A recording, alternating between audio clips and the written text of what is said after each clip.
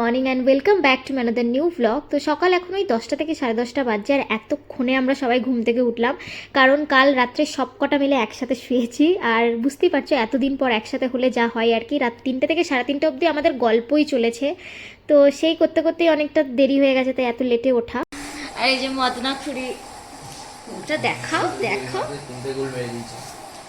এই যে রামা কাছে, আর এই যে শুভ, যার বাড়িতে আমরা এসেছি। হ্যালো হ্যালো গাইস, সবাই আমরা এভাবে রাত্রে ঘুমিয়েছি, আর খুব ভালো ঘুমিয়েছে। কি কেমন ঘুমিয়েছে? দারুণ দারুণ। রাত একটা মনে হয় তিনটের সময় প্রায় ঘুমাতে গেছি। আমরা তো শুলামই একটায় প্রায়। 3:30টার সময় ঘুমিয়েছি। বাবা কে পেছে ছেলের বাড়িতে ভালোই ঘুমালাম একদম। A few moments later. সকাল এখন 11:30 বাজে, আর এখন আমরা সবাই খেতে বসে যাচ্ছি ব্রেকফাস্ট। কারণ একটু আগে তোমাদের বললামই কাল রাত্রে আমাদের ঘুমাতে ঘুমাতে অনেকটা লেট হয়ে গেছিলো, আর তাই সকালে উঠতেও লেট হয়েছে। তো এই জন্য এখন তাড়াতাড়ি করে চলো গরমা গরম খেয়ে নিই ধোসা, ইডলি আর বড়া। সাউথ ইন্ডিয়ায় এসছে, আর প্রথম দিন যদি ধোসা ইডলি না খায় তাহলে কি আর চলে বলো? তো চলো আমারটাও খেতে শুরু করি, না হলে আমারটা আবার ঠান্ডা হয়ে যাবে। আর কত ভালো বল লাগবে।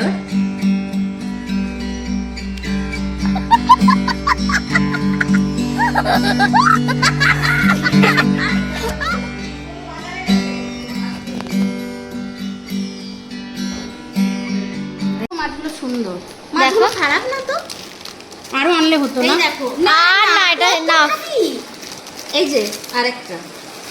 তো ফাইনালি আমাদের বোম্বেওয়ালি রিম্পা দিদি হাজির হয়েছে, আর আসার সাথে সাথেই ও যে ইলিশ মাছগুলো নিয়ে এসছে সেগুলো দেখাতে শুরু করে দিয়েছে। এদিকে হায়দ্রাবাদে আমি আর শুভ যেহেতু থাকি, আমরা অনেক দিন ধরে ইলিশ মাছ খাইনি, তাই ও আমাদের কথা মাথায় রেখেই নিয়ে এসছে। আর হ্যাঁ, সবাইও এসছে একসাথে মিলে, সবাই মিলে বসে খেলে খুব ভালোও লাগবে। সেই দৌলতে ও সবার জন্য ইলিশ মাছ কিনে নিয়ে এসছে একদম বোম্বে থেকে, একদম প্রপার ওয়েতে, মানে একদম সোলার বক্সের মধ্যে বরফ টরফ চাপিয়ে এরকম পেপার দিয়ে মাছগুলোকে মুড়ে মুড়ে নিয়ে এসছে। তো মাছগুলোর কন্ডিশন বেশ ভালোই রয়েছে, খারাপ হয়নি। আর এই যে প্যাকেটে পার্শে মাছও রয়েছে। তো দেখি এই কয়েকদিন বেশ জমিয়ে রসিয়ে খাওয়া হবে।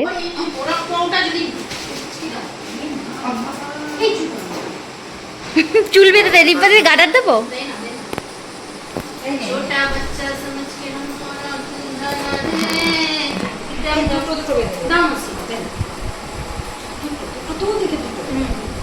এইটা সেরা ছিল, এটাই ওর যোগ্য জবাব। ও সকাল থেকে প্রচুর বান্দরামি মেরেছে, প্রচুর। ওর মুখটা সুন্দর করে হ্যাঁ, ছোট্ট করে একটা ছবি। আরে কাজল নিয়ে আসবো। সামনে চুলগুলো কি হয়ে যায় না? হ্যাঁ,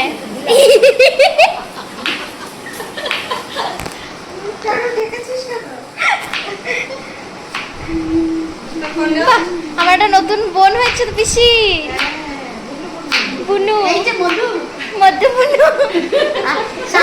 রিম্পা দিদি, রিম্পা, হ্যাঁ ওর হাত দুটো সরা। এই হাত দুটো সরা দাও। হ্যাঁ, বুনু টাকা।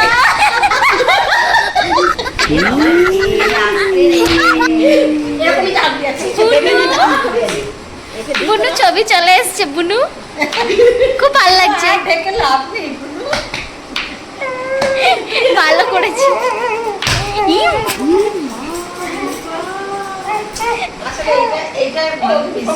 হ্যাঁ, অনেকক্ষণ ধরে এটাই মিস করছি। আরেকবার খোল, আরেকবার খোল মুখটা। হ্যাঁ টুকি বুনু। আরো ভালো তো পাশে মানুষ এটা করতেই চাইছিল। ভীষণ ভীষণ ভীষণ। এই মামিকে একটু ভিডিও কল কর না। ব্লগে দেখে নেবে। না ব্লগের দরকার, মামিকে এমনি কর না, মামিকে মামি খারাপ। আমি ব্লগও বানাবো, ছবিও তুলবো। গাইস, এর জন্য আমার চ্যানেলে এত লেটে আপনারা ভিডিও পান, আর হাফের উপর ভিডিও আমাকে কেটে বাদ দিতে হয় এই সবের জন্য। আরে না না বৌদি আসে কি ভালো লাগে তো। আরেকটা দিয়ে দাও না, আরেকটা দে না। কি হ্যাঁ, আরেকটা কাটা কোথায় দেবো? এটা মানে মামা মামা বাবা না এলেও ঠিক আছে। মিস ইউ বৌদি। বাবা রে, নাকু নেকু পিসি। আর এই যে আরেকটাও বেঁধে দিয়েছে। আরে ওর চুলটা না এরকম করে খোঁপা। এটা তো আনেছে। ই মা, সামনে একটু বেঁধে দে, সামনেটা আমি সামনেটা চাই দিছি। ঠিক আছে এই কি লোক আসছে। হ্যাঁ এই কাইচি আছে, নিয়ে আসছি। নিয়ে আসি রিম্পা দিদি, ও ঘুমিয়ে থাকবে তো, ওরা ঘুমিয়ে থাকবে তখন এটা দেবো, ঠিক আছে? দুটো বাজে। হ্যাঁ এখন হ্যাঁ আজকে খাওয়া দাওয়া হবে না গাইস, আমি পারছি না। হ্যাঁ ভালো লাগছে।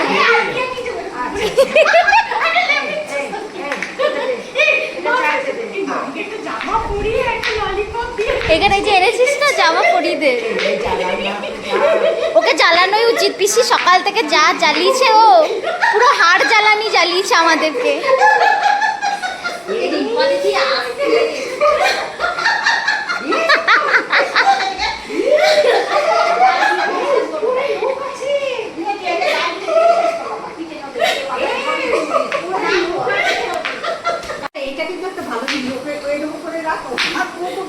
হ্যাঁ এরকম করে বসে থাকবে, ওর মুখে একদম এরকমই। তোর আজকে শাস্তি এটাই, তুই কতক্ষণ মুখ ডেকে থাকবি।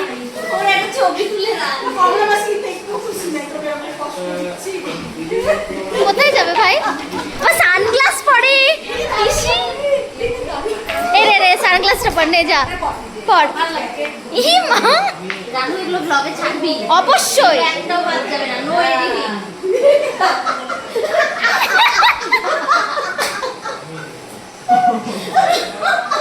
এই আমাদের শুভকে ঘর ছাড়া করবে, আমি শিওর। হয়ে গেছে ভাই, ভাই জান আমার হয়ে গেছে, না এনে নিয়েছি।